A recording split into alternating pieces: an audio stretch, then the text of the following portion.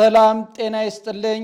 የበጉለሌ ክፍለ ከተማ ኮሙኒኬሽን ጽህፈት ቤት በየሳምንቱ እየተዘጋጀ የሚቀርብላችሁ አበይ ዜናዎች ናቸው።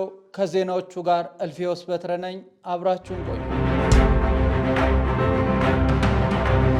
በጉለሌ ክፍለ ከተማ አስተዳደር በከተማ ልማታዊ ሴፍትኔትና ስራ ፕሮጀክት የተሰሩ ስራዎች ጉብኝት ተደረገ።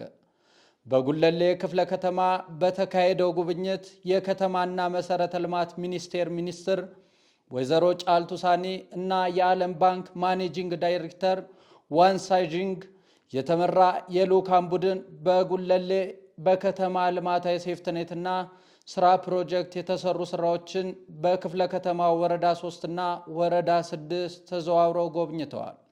በጉብኝቱ ላይ የተገኙት የከተማና መሰረተ ልማት ሚኒስትር ወይዘሮ ጫልቱ ሳኒ ኢትዮጵያና የዓለም ባንክ በከተማ ልማታዊ ሴፍትኔትና ስራ ፕሮጀክት ያላቸውን የጋራ ትብብር የበለጠ ለማጎልበት በቁርጠኝነት እንደሚሰሩ አስታውቀዋል።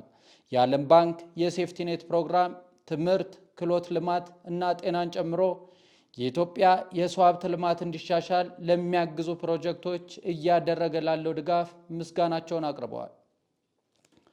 በምክትል ከንቲባ ማዕረግ የአዲስ አበባ ከተማ አስተዳደር የስራና ክህሎት ቢሮ ኃላፊ አቶ ሚሊዮን ማቴዎስ እንደገለጹት በቢሮ በዓለም ባንክ ድጋፍ እየተተገበሩ ያሉ የአካባቢ ልማት፣ የኑሮ ማሻሻያ፣ የወጣቶች ስራ ላይ ልምምድ RHSIN የፕሮጀክቶቹ ክፍሎች ውጤታማ መሆናቸውን ገልጸው የከተማ አስተዳደሩ ተሞክሮን በማስፋት ከራሱ ተጨማሪ በጀት በመመደብ ወጣቶችን ተጠቃሚ ለማድረግ እየሰራ መሆኑን ገልጸዋል።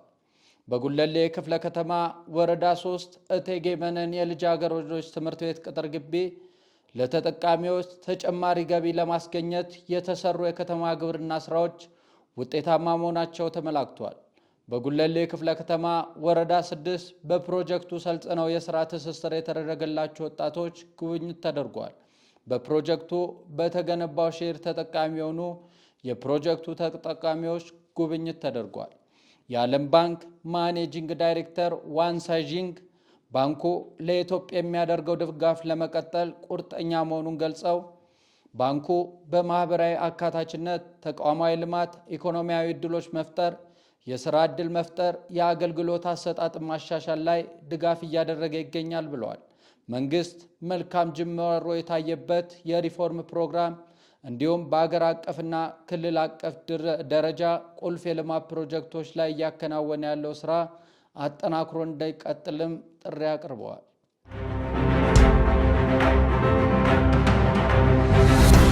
ከጉለሌ ክፍለ ከተማ ነዋሪዎች ጋር በዩኒቨርሲቲ መንደር የአካባቢ ፕላን ጥናት ዙሪያ ውይይት ተካሄደ። የአዲስ አበባ ከተማ ፕላን ልማት ቢሮ ከጉለሌ ክፍለ ከተማ ፕላን ልማት ጽህፈት ቤት የአካባቢ ፕላን ጥናት ላይ ከወረዳ 2 እና ከወረዳ 3 ነዋሪዎች ጋር ከ4 ኪሎ እስከ ሽሮ ሜዳ የዩኒቨርሲቲ መንደር ዙሪያ ውይይት ተካሄደ።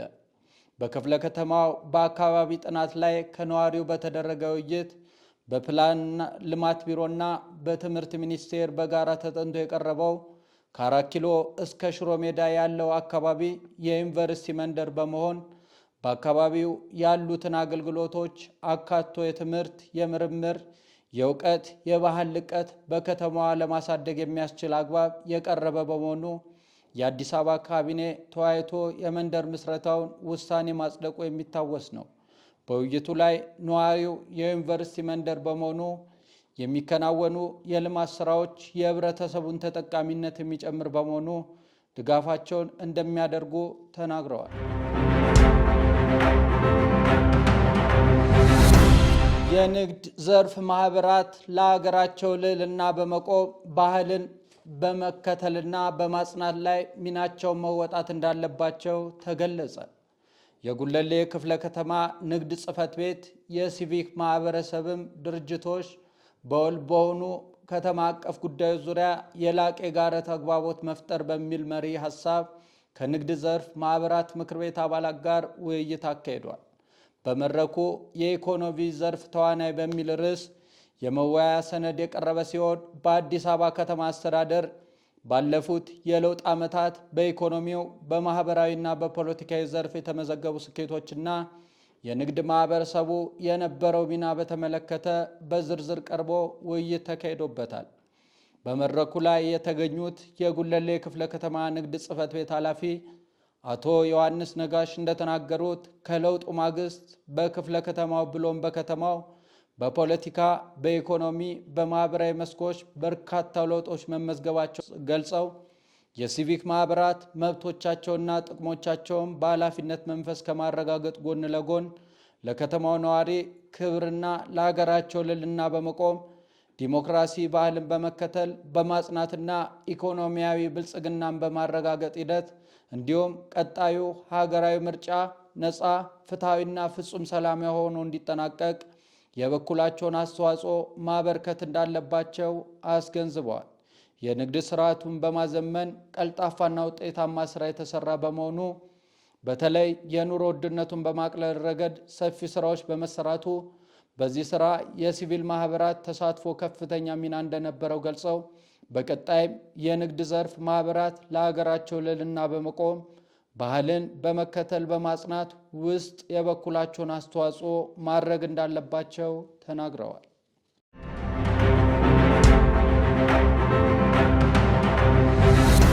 የተቀናጀ ሞዴል ብሎክ የመፍጠር ስራ ያለበትን ደረጃ ምልከታ ተደረገ።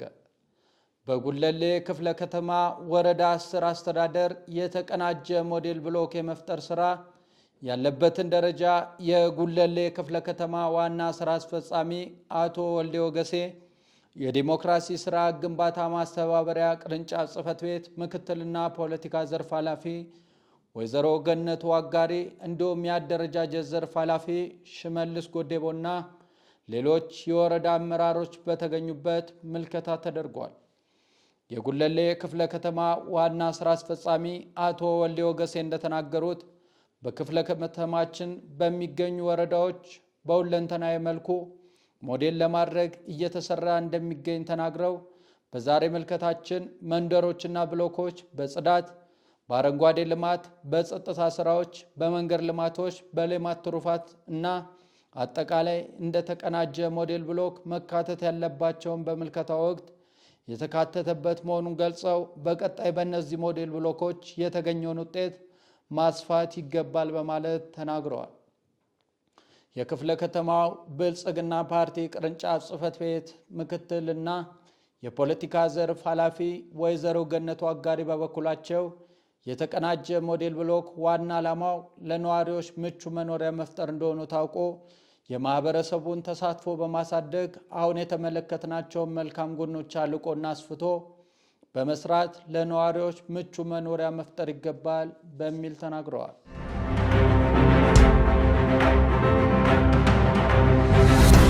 የጉለሌ ክፍለ ከተማ የ2018 ዓ.ም የመምህራንና ተማሪዎች ስፖርት ሊግ ውድድር ተጠናቀቀ።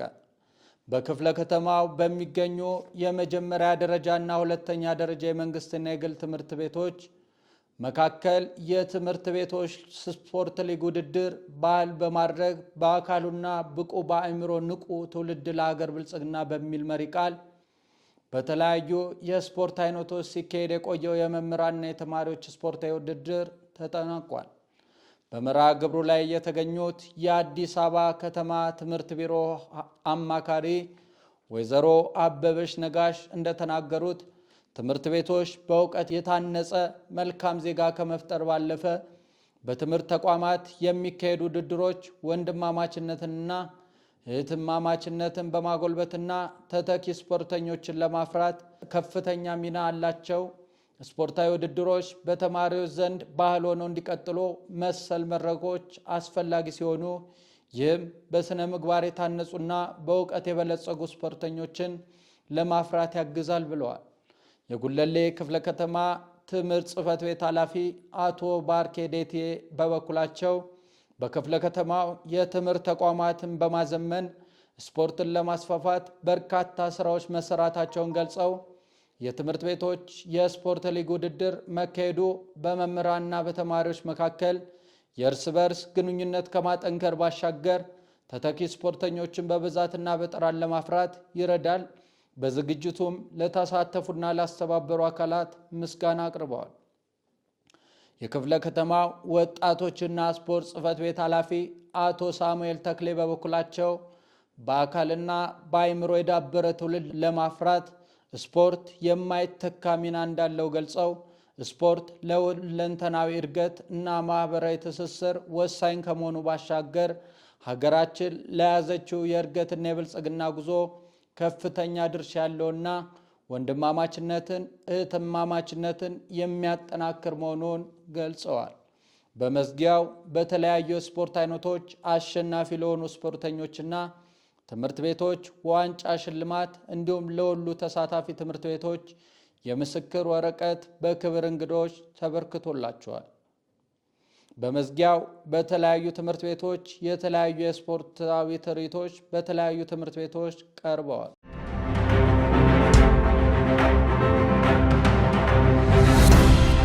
የሁሉንም ህብረተሰብ የሰላም ባለቤትነት ተሳትፎን በማሳደግ የክፍለ ከተማውን ሰላምና ጸጥታ በማረጋገጥ ውጤታማ ስራ መሰራቱ ተገለጸ። የጉለሌ ክፍለ ከተማ ሰላምና ጸጥታ አስተዳደር ጽሕፈት ቤት የ2018 በጀት ዓመት የ6 ወራት የሥራ አፈጻጸሙን ከተለያዩ ባለድርሻ አካላት ጋር ተወያይቷል። በውይይቱ ላይ ተገኝተው መልእክት ያስተላለፉት የአዲስ አበባ ሰላምና ጸጥታ አስተዳደር ቢሮ ምክትል ኃላፊ አቶ ብርሃኑ ረታ ባለፉት 6 ወራት የከተማ አስተዳደሩ በተካሄዱ ማህበራዊ፣ ኢኮኖሚያዊ፣ ፖለቲካ ስራዎች ላይ ሰላምን ዋነኛ መሰረት በመሆኑ ህብረተሰቡ የሰላም ባለቤት ሆኖ በመስራቱ በርካታ ስኬቶች ተመዝግበዋል።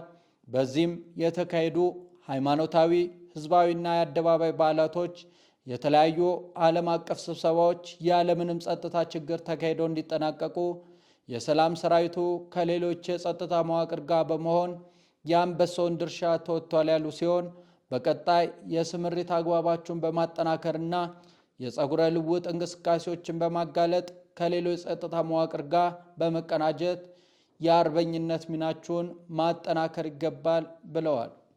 የጉለሌ ክፍለ ከተማ ሰላምና ጸጥታ አስተዳደር ጽሕፈት ቤት ኃላፊ አቶ ተስፋዬ ፈይሳ በበኩላቸው አስተዳደሩ የሰላምና ጸጥታ ጉዳይን ከክፍለ ከተማው ነዋሪዎች እንዲሁም ከጸጥታ አካላት ጋር ተቀናጅቶ ውጤታማ ስራ መስራቱን በመግለጽ ባለፉት 6 ወራት የነበሩ ክፍተቶችን በጋራ ለይቶ በማረም በቀጣይ ለተሻለ አፈጻጸም ትኩረት ሰጥቶ መስራት እንደሚገባ ተናግረዋል። የውይይቱ ተሳታፊዎች በበኩላቸው የ2018 በጀት ዓመት በባለፉት 6 ወራት አፈጻጸም ላይ ውጤታማ ስራዎች የተሰሩበት እንደነበር በማንሳት በሰላም ጉዳይ ላይ ሁሉም ባለቤት ሆነው በመሳተፍ የበኩላቸውን መወጣት እንደሚገባቸው ተናግረዋል።